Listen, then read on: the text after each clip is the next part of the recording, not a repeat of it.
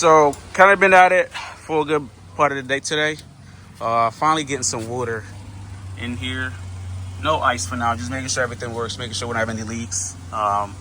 Looks a little janky. I'm probably gonna be changing this routing later on, but for right now I just want to make sure everything tank forward, has no leaks, it pressurizes properly, flows through, all that good jazz. Should I tighten this in here? Try to pressurize it, and it might hit side of there, it might not. Got to find out. You ready? As long as I don't get sprayed, I'm ready. Is it recorded? Yeah.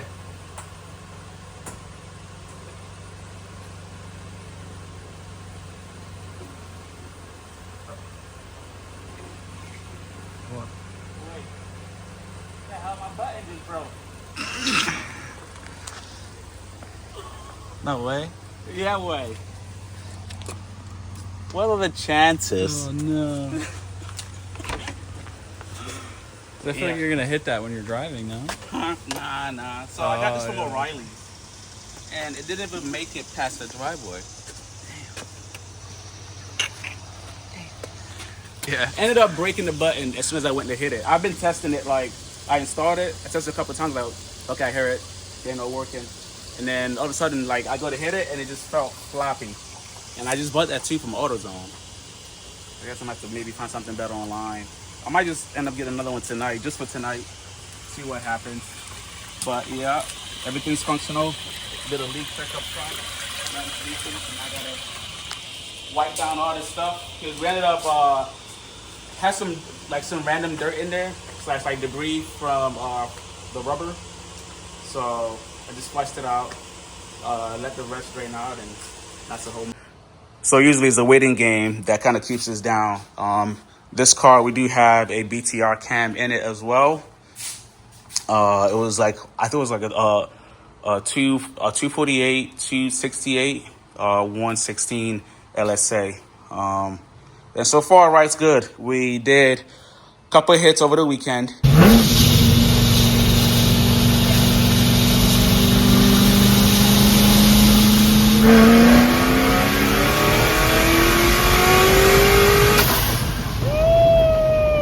Charge pipe actually blew off as anticipated because I didn't have it beaded. I was supposed to go back to my weld guy to have the lip on the pipe and beaded.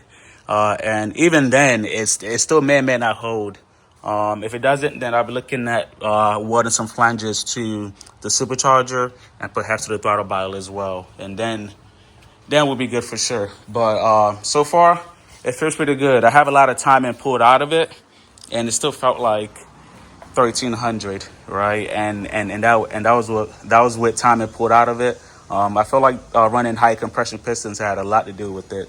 A lot more torquey. So yeah, I'm gonna get the oil changed. Take a look at the oil, make sure everything checks out. Pop the filter as well. Swap out the filter, and inspect that on my free time. Using a foil pan right now rather than my handy dandy drip pan or drain pan, just so I can look at the fluid after we drain it out. I'm gonna do the side one first.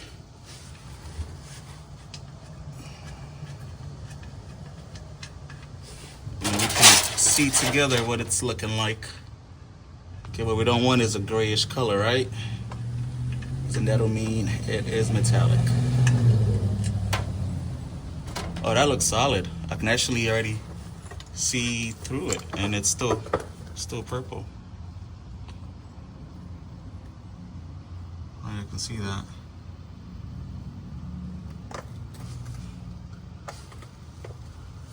Yeah, it's not looking too bad. I could probably pop this front one open now, so I can get my drip pan positioned how I want. All right, hopefully we don't miss the pan.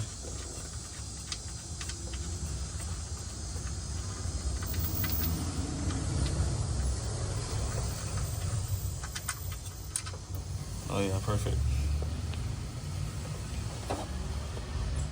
That looks good. I'll probably just pour it back in. Nah, I'm joking. All right, we'll let that keep draining, and I'll get the oil filter here in a second. And what I run is It's these right here. Royal Purple 10W40. I don't know what you guys run, but this hasn't failed me just yet. When we took the LSX block, when we took it apart, the bearings still looked like the car hadn't even been driven. It looked really clean, and I've been running these for years. Slightly on the thicker side, but not by a lot.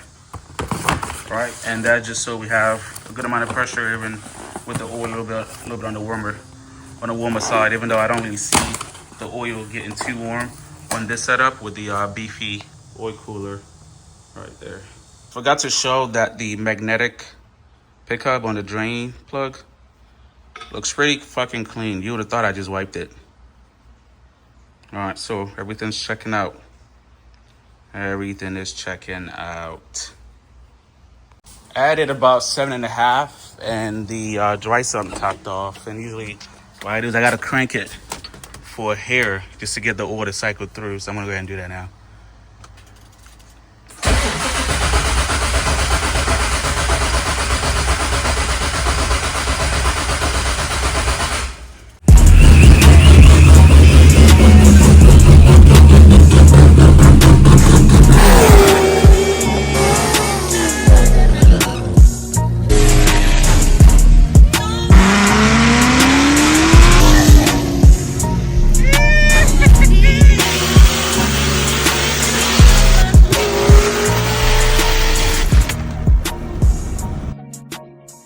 And welcome back to the channel. Gozy here, and this is part 2 of LS7 swapping the CTS-V.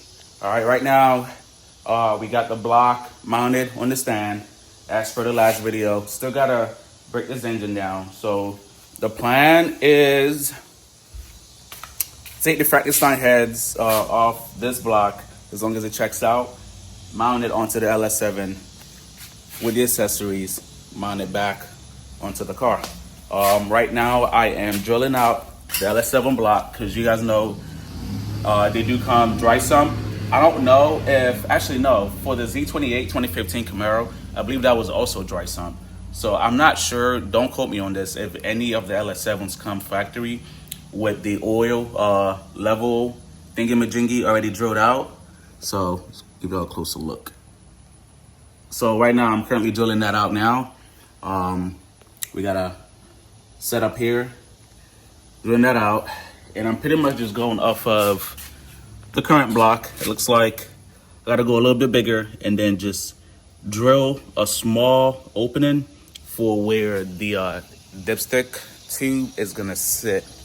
So luckily I have an example to go off of rather than just like trying to shoot from the hip or go off of Google Pictures. If I can find that dipstick, I think I threw it in the trunk. Got a dip tube and it sits in the hole. I don't know if you guys can see that. Sits in the hole like so. Probably gonna end up RTVing it, and it mounts to the head over here. Probably gonna end up RTVing it to make sure we have proper sealage and I don't have a source of any crazy oil leaks. And then it also looks like out of factory, it is bored out a little bit too wide anyway. So I'm gonna end up making mine a little bit snugger. Probably don't need to have an opening that big. Okay, so so far this is what we've got. I don't know if you guys can see that. Yeah, right there. And up here. So gonna keep going, and I'll check in with y'all once we get to a good point. All right, stick around. So we've got our final bore. Now I just need to just bore out just the top to get the dip tube to sit a little better. But right now it's pretty snug in there. I'm gonna just drill out just a little bit. I'm not gonna go all the way through, just a little bit, just to get this top ring over. But at this point, yeah, it's pretty snug. It's pretty snug. You can see that. Perfect. Here's a finished product here. I don't want to do too much, take it from good to not good, but I think that'll fly. You guys can see that, but that shit looks perfect.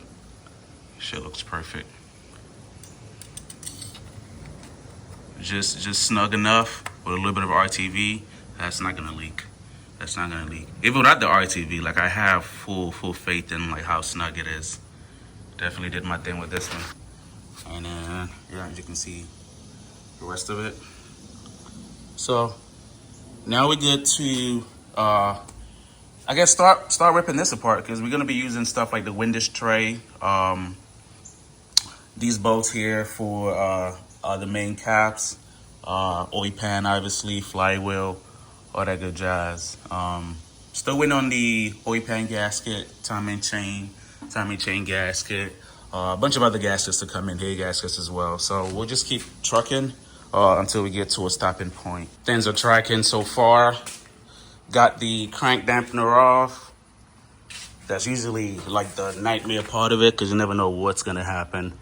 So at this point, it's pretty much downhill from here, or uphill, whichever signifies that it's about to be easier from this point forward. So now we got timing chain, oil pump, all that good jazz in the front that can come off within like 5 seconds, and then oil pan, windish tray, pickup tube, and really just transfer it over.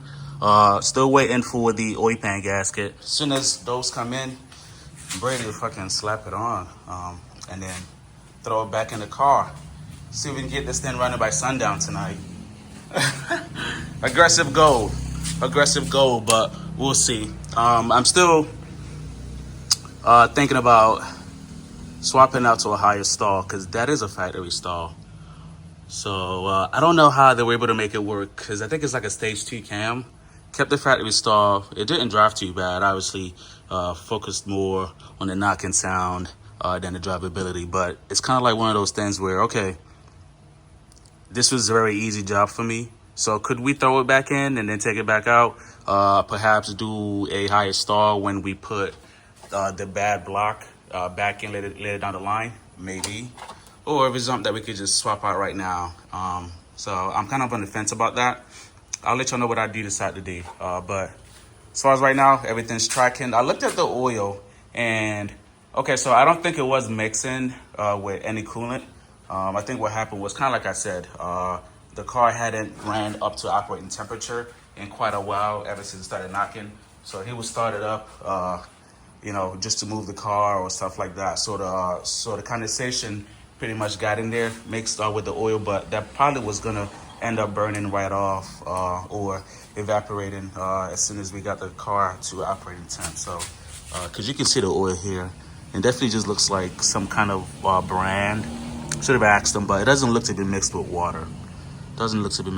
So that's a good thing. Gotta clean these heads out and make sure that they're good to go before we slap them on. But yeah, everything's tracking. We got all our fun accessories, amongst other stuff over there, and gotta clean this up a little bit. But yeah, everything's tracking. So I'm gonna go pick my girl's car up from work, get it cleaned out.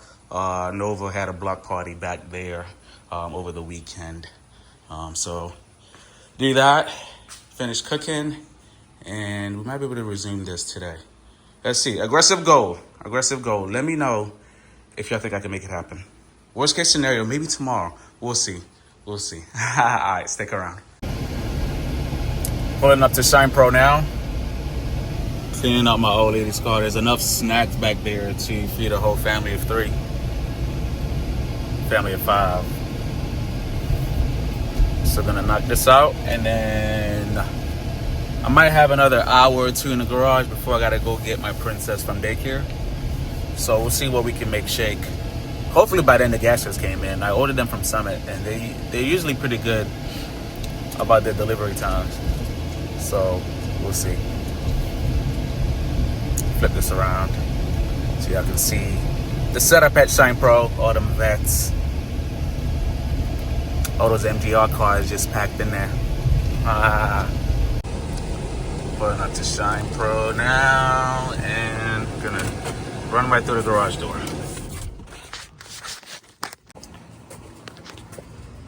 Knock, knock. Who's there? The LSA block, that's who. Oh yeah, that's locked. I might have to knock a little harder.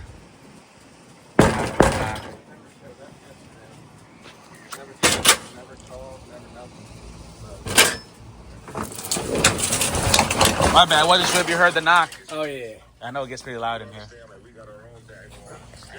Yeah. Do you do deposits and stuff too? Ooh. Do you do deposits and stuff as well? Ooh. And Ooh. manage like the third. Back like we never left. Alright. Let me get this car in here. Mind if I get that funnel? So I don't forget it. It's like a funnel. Yeah. Later. Yeah. Alright. Let's try to see if I can clean some of it out while it's out here.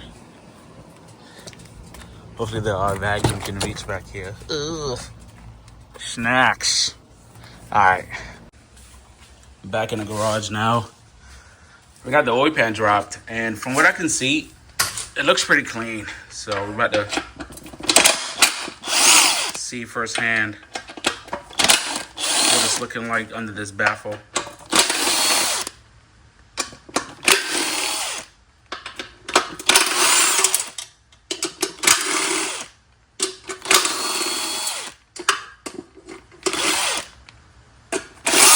I had a couple to drink, so just bear with me here. A little drunk. But that's the only way to do it. That's the only way to do it. Alright, so from what I can gather, it does not look terrible. It doesn't look terrible. No crazy metal specs. Alright, I'm pretty sure this looks like rubber. Oh, I lied. It's actually little imperfections in the pan, like it's part of the pan casting. You can see it's not coming off. So yeah, minus that, pan looks pretty clean. So I'm gonna clean this out with brake cleaner and then slap that back on. We got the new gasket sitting over there. It's still waiting on the head gasket, but at least we can button up the bottom section of the bottom end. Transfer oil pump, the pickup tube. I got my own timing chain. Probably gonna keep the same cam sprocket. I got my own chain guide, and that'll be pretty much it. All right, and then once the head gasket comes in, we'll be ready to slap those on. I'm about to take the heads off while I'm at it. I think I'm gonna have to replace these O-rings. They're flat in a couple of spots where you can see it looks like the exhaust gas is burnt through on both sides. I think it's worse on this side. And then another thing that makes me feel like he might have lifted heads is because you can see, like, this is completely clean, right? And you usually see that when coolant gets to the combustion chamber and pretty much just like steam cleans the exhaust ports. Same thing on the headers as well. There's like nothing, right? So either gonna be coolant or he was running extremely lean. We don't know. But now that we got this off, I'm actually curious. Once I drop the window straight, I actually want to take off the connecting the rod caps, see what it looks like under there. I'll give you guys a good view of what the bearings are looking like.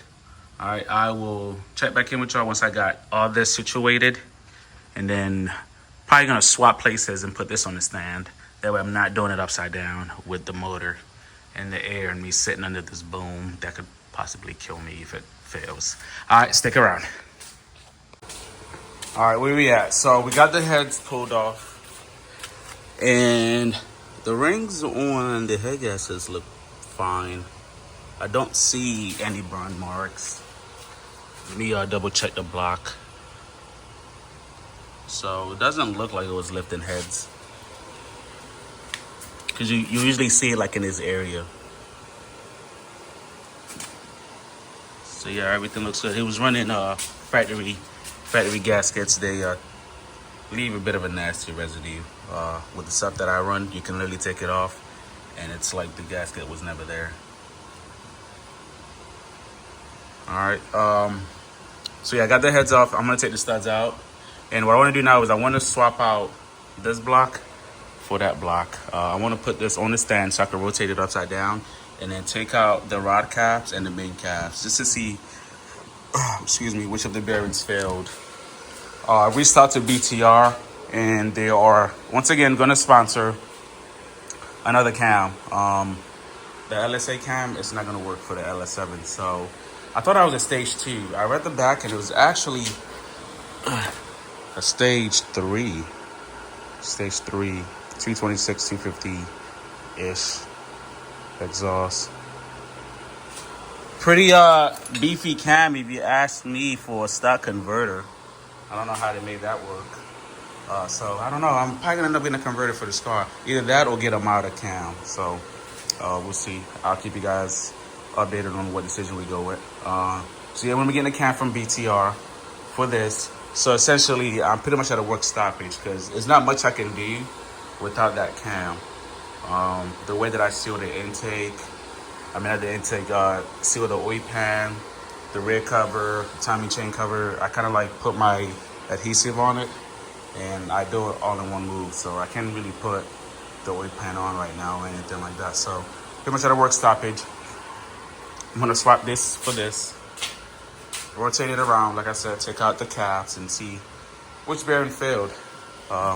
Damn, I hate seeing the garage like this, but I know y'all get tired of me complaining about it. Here are the accessories. Got a bunch of parts cleaner, brake cleaner. I'm gonna spray these down, bring them back to life. And here's the rest of the stuff to pick up too. The old timing chain and cam gear, oil pump, crank pulley, supercharger pulley. Lifters. So funny thing about these lifters, the prior owner believed they were morale lifters. I'm pretty sure these are factory LS7s. Pretty sure. So I don't see any etching on them. Usually with the morale stuff, they'll have an etching. I could be wrong, but I'm pretty sure they do. And then obviously stock trunnions on the rocker arms, no bueno.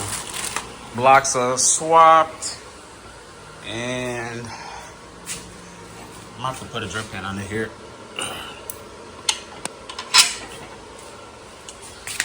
That was gonna be a lot of shit. All right, that should do the trick. Supported the drip pan with the water pump. And I'm gonna try to angle it this way. Get some of that oil and water out.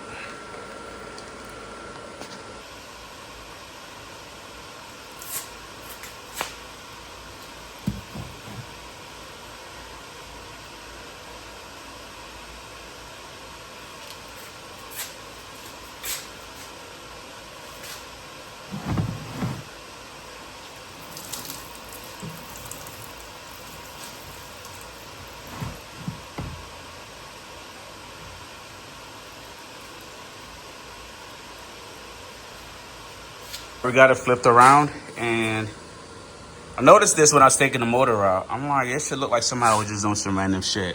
My CTS-V guys, please pitch in. What is this? It doesn't look like it goes to anything. Looks like some kind of maybe oil feed, or no, actually it goes into the water, the coolant passage. Maybe they had tapped something for some coolant flow. I don't know, but definitely doesn't look factory. I believe this is how the cranks come on these cars, right? Some might think, oh, the crank was running hot, then it has burn marks, but that is part of the heat treating process for the forged crank. So that looks pretty normal. Rods look pretty stock. Them shits look hideous. Nothing fancy about those, that's for sure. Looks like factory hardware as well. All right, let me stop fucking around and grab my socket and start taking this apart. That looks like a 10 or 11.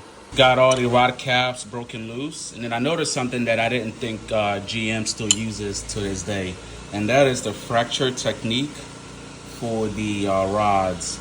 So it's not like a machine finish like you would see on, like, say, a factory bottom in the LS7.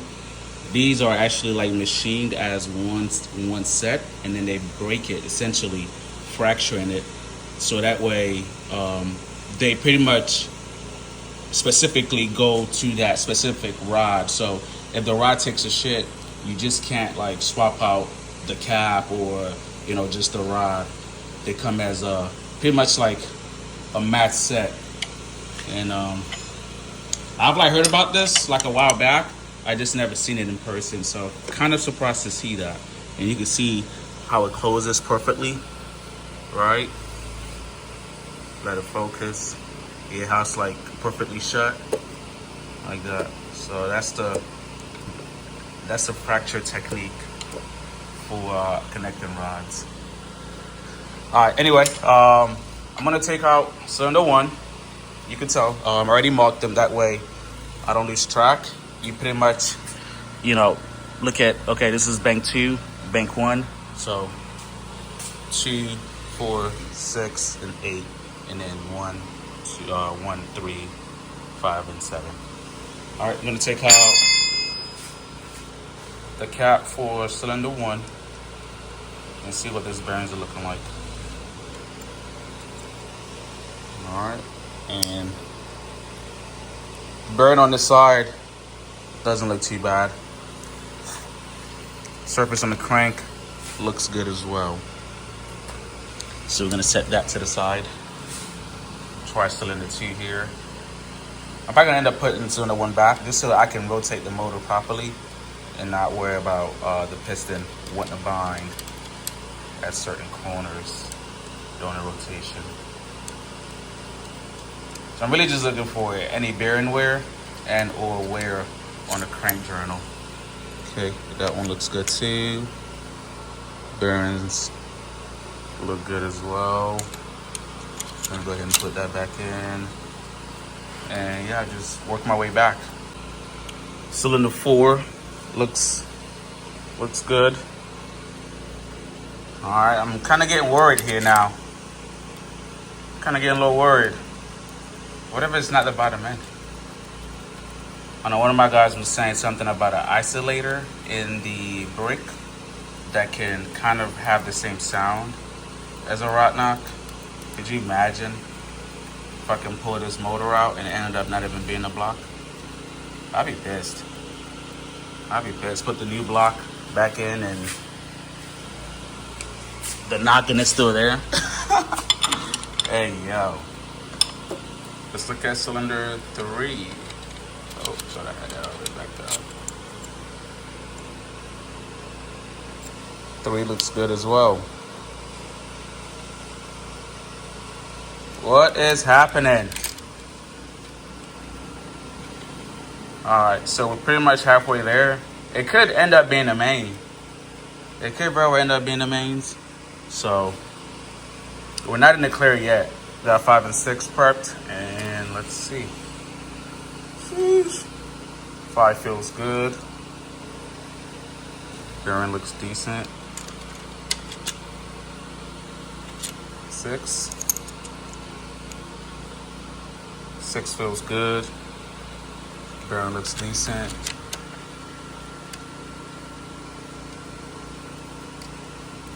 Yeah, I'm not gonna cap. That feeling is starting to set in a little bit. I don't like this. Cylinder 7. Bearing looks good. Journal feels good. 8 has the most wear on the bearing. So you guys can see that. Journal somehow still feels good. 8 had the most wear, but I don't think this is wear enough to cause knocking. This looks like maybe a speck of metal got his way in there, then was just slung right out. I'm gonna take a closer look at 8.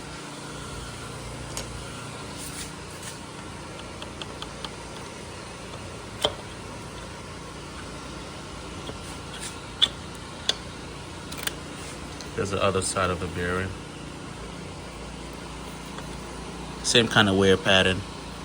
It doesn't catch the nail though. Still feels pretty smooth. The journal. Oof. The journal feels good too. Taking off the mains now.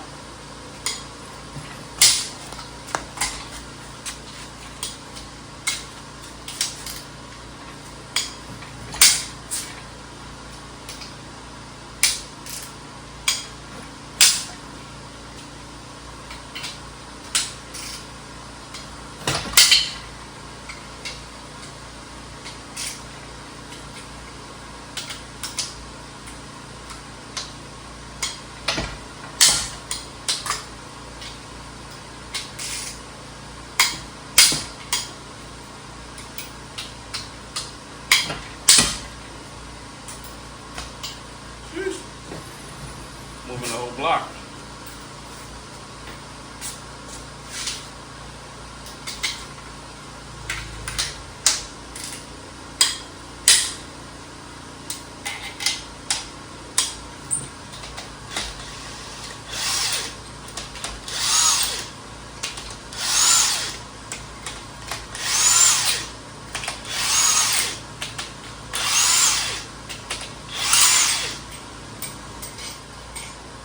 Probably gonna end up replacing these.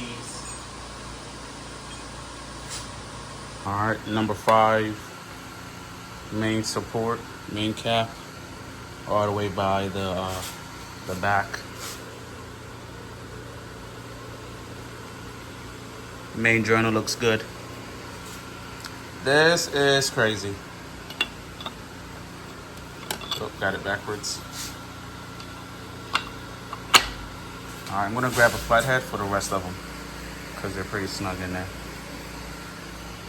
Checking back in with y'all. It's been about, I want to say 5 days since I got off the camera. We got the vet at home. Update on the V. All right, so yes, the motor's still out, and it turns out that it wasn't the block. I think last time I was recording, I was taking off the rod caps and looking at the bearings, both the bearings and the journals on the crank. All that stuff checked out. All right, took out the main caps, and the journals and the bearings for the mains also checked out. So I ended up taking the block to the machine shop to get a second opinion, knowing damn well that it wasn't the block, because I looked for things like if the pistons was making contact with the heads. There was no wear on the heads. There was no wear on the pistons. There was no wear on the block itself. Say like maybe like piston slap or anything where like the rods was making contact with the block, or the crank was making contact with the blocks. Nothing like that. So I took it to the machine shop, have them look at it. We got the block back expeditiously because we didn't really replace any components except for the bearings. So we did new bearings, new piston rings, and then I went ahead and I did ARP bolts for the connecting rod, because that's one of the weakest points on these motors, especially for boost. I'm gonna flip this around. And we did ARP rod bolts, replaced the bearings, both on the rods and on the main. And then we did new piston rings, new cam bearings as well. And honestly, that was it. That was it. I don't know if they checked the balancing on it. They might have, but obviously nothing should be off or like out of specs. They'll also rehoned and resurfaced, cross-hatched the cylinder walls. You can kind of see them from here. And as though that it wasn't a block, it did put me at a crossroads, right?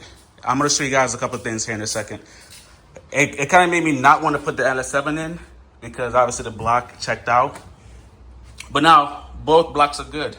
So I'm like, do I still want to do high compression LS7, bolt out to a 7.2 liter? So the specs on this motor is a 4.130 bore, 6.125 rod length, and a 4.125 stroke. So that brings it up to a 442. And I want to put it in because, one, it'll be badass, and then two, I got this built a while back, and as you can see, it's already starting to rust away. Right, already starting to rust away. So give it a couple more months or a year, and then I don't know where this block's gonna be. It's probably gonna need to be rehoned or something, or like resurfaced. So I don't want to wait and fuck this away. I could cover it up, maybe like something airtight, but still, there would be no guarantees. And like I said, it'd be pretty badass, right? We know the LS7s can't hold as much boost. Nor is it good for boost, but you know, we do it anyway. 442 high compression LS7 in here, and turn it down to maybe 850 range. I wouldn't trust that thing past like 850, maybe 900. I don't plan on racing this car. I say that now, but I'm probably gonna end up making, you know, some hits, probably racing here and there. So I don't know. We'll see. End of the day, if it gives, we got another spare block at the back of the truck that's gonna be sitting right there in the same corner. All right. So when I was tearing the LSA down, there's a couple things that I noticed. Right. One of them was that the timing chain had a little bit of slack. Right. A little too much than I would like. A couple of the valve springs looked a little weird. Like some of the springs looked more spaced out than the other. I'm not sure if they're broken. I haven't disassembled it yet. All right. And then we're also making contact between the torque converter and then the bell housing. Okay, actually no, you can see it from here. So these two where's my finger? Oh, okay. Hold on, bear with me here. Right here and right there. This one is deeper than this one. And these are pretty much like the passages for the transcooler lines. If that keeps wearing, it'll probably cause it to rupture, and I will start leaking coolant. I mean, not coolant, trans fluid out of there. So torque converter was making contact. As you can see, those two gouges. And then on the torque converter itself, you can see that it wasn't hitting on all of these little notches. It was just on some of them. See, I can get that to focus. Just on some of them. So like, if you look here, okay, so these are making contact. This is probably the worst looking one here, making contact. And then over here, this one didn't make contact. These ones, pretty much like this whole row, wasn't making contact with the bell housing or the transmission. So it kind of makes sense why it wasn't like a constant knock. It was almost like, you know, like cluck, cluck, cluck, cluck, because it wasn't every revolution of the bell housing. Every revolution of the converter was making contact with the transmission. I cannot talk today. So could it be this? Possibly, right? Prior owner, when he got the motor built, it was supposed to be morale lifters in there, and what was in there was stock lifters, right? Sorry, that's the rocker arms, with stock lifters, as well as he paid for upgraded trunnions on the rocker arm, stock trunnions. So there's a few stuff that the prior owner paid for that were not in the motor. I spoke to him. He's pretty pissed about that. But I mean, you know, the car is sold. He could take it up with the prior shop if he wants to. I would. And so yeah, so that's pretty much where we at with it. I got sponsored by BTR. Big shout out to BTR. Sent them a list of parts that we're gonna need for the V earlier this morning, and I should be hearing back from them shortly. And that's pretty much why the car's not running. Cause you know, guys, y'all know how I do, right? I don't like my shit not running, you know, just cause. So if it's some like parts, best believe I throw it on order, we get it, and the car gets running. So we'll see when they get here. The O-rings for the heads came in. Frankenstein's, they run this O-ring, so you don't gotta run like an actual exhaust gasket. And they go in these little grooves right here. Cleaned the heads up yesterday. Oop, not ready to rock and roll. Once the valve springs come in, we'll swap them out. And then that'll be it. Stick around, we'll check back in with y'all once some of the parts start rolling in. Took a break from the V, waiting on parts. Figured I'd knock this out doing a intake manifold swap for the Fast 102 and 102 throttle bottle as well. You can see already got started, got the injectors disconnected on this side and that side as well. Yeah. Bolts are loose. Good shit. Yeah, that one you have to just like hold it up while you slide it out. Yeah. And then we got vacuum hose in the back We got the fuel line, and it might also have the MPP connected, so we'll watch out for that. And it should be ready to come out.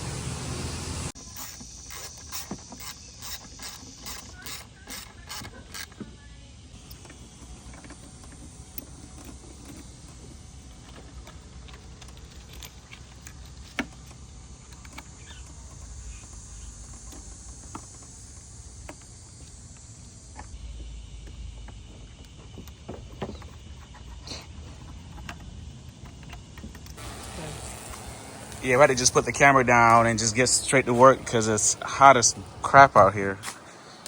So we knocked it out. We kind of retained this setup. Probably gonna have to swap out the hoses. It's kind of looks a little janky when in two different colors, but it's all good. We just work with what we got and at the driveway and whatnot. So our future mods, we might end up getting rid of that intake hose. So still on 93 tune. Give it a little spice, clean it up a little bit. Gonna run the secondary catch can for the dry sump over there. And yeah, let me get you out of here, bro. Hot as shit. We did have an alternator issue, well, a voltage issue that came with the car. The prior owner said he just swapped out the alternator, but that wasn't true because I ran one of my spares and fixed the voltage issue. So let's figure that out. And I'm gonna give you guys a good startup and idle and drive away clip. I'll see you later.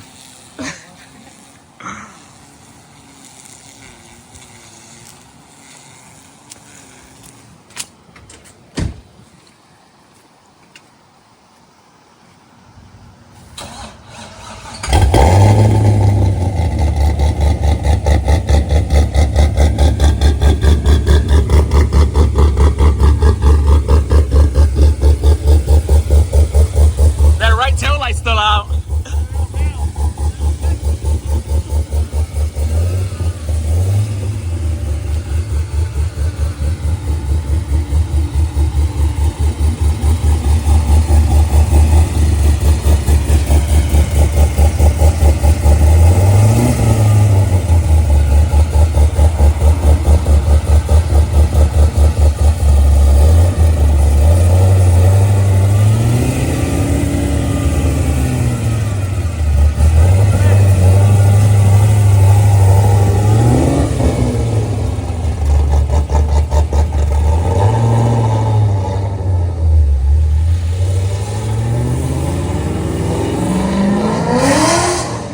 Hey, yo. Appreciate y'all for tuning in for part 2. Part 3 will be uploaded shortly once the parts start rolling in. I cannot do nothing with her. Once the parts start rolling in, the plan is to get the CTS-V running on the next upload, and hopefully the stars align and we can make that happen. Appreciate y'all once again for tuning in. Like, share, subscribe, and I'll be seeing y'all on the next upload.